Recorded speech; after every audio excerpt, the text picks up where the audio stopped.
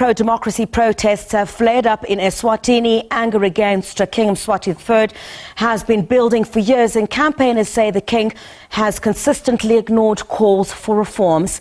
Yesterday, the internet was down as a result. Let's get an update on the latest there now. Lucky Lukhele, who is the spokesperson for the pro-democracy Swaziland Solidarity Network, joins me now live. Mr. Lukhele, a very good evening to you. Thanks indeed for your time. What do we know of the current situation on the ground?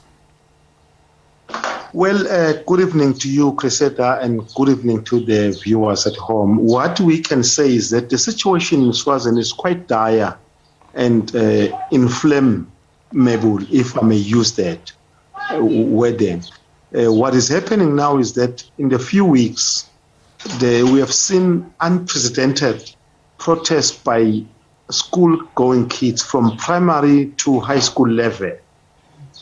All of them, what also was that they were demanding one thing, that they are demanding the release of political prisoners. They were demanding, including Amos Mbenze, a South African citizen, by the way, from Makonde, Toyando. They were also demanding the release of the two MPs that are currently incarcerated by the regime. So what then we experienced was the level of brutality by King Mswati through his army and the police, where even a 7-year-old was shot at a point blank of a meter from the gun and that child. Now, once we have reached that stage, clearly it has reached a point of no return. Mr. Lukhele, this is not the first time there have been pro-democracy protests in Eswatini. I mean, do you think at all that this round of unrest will achieve anything? Well, by its nature, a revolution is a process. It's not an event. And what has happened now is that it has given us hope. Myself, there was a point where I was even saying, maybe my son, Sokululega, will be the one that will lead it together with his friends. But now I can confidently say the end is near. And the king, the sooner he realizes that. And what is going to embarrass leaders of the SADC region is that they have this fallacy of saying they can just move in and control a situation for their friends, like they normally do.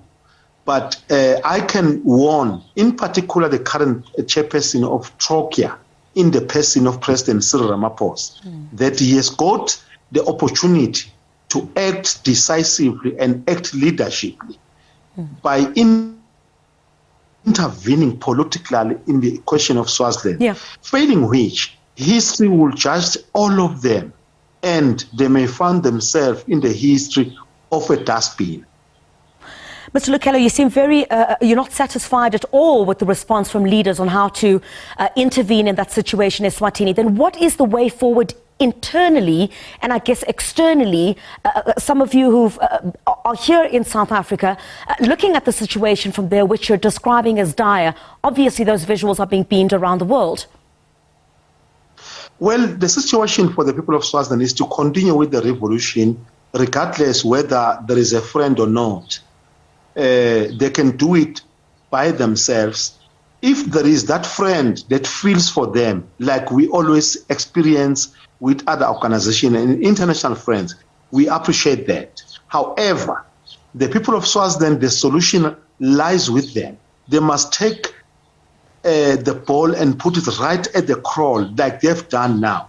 The king has proven to all, like last night, for instance, he had a function where he, instead of sending a condolences messages to the people that he has killed, which are more than 100, and those that he has injured, which are more than 250, instead of apologizing and sending condolences messages, he will further insulted them to say they are drug smokers, they are drunk with DACA, all kinds of insult that you can expect. So what we're trying to say is that the people of Swaziland must fight on and fight to the bitter end, even if it means using all means necessary.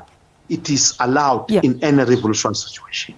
Lucky Lukhele is the spokesperson of the pro-democracy Swaziland Solidarity Network. We appreciate your time here on The Full View. Thanks indeed for joining us.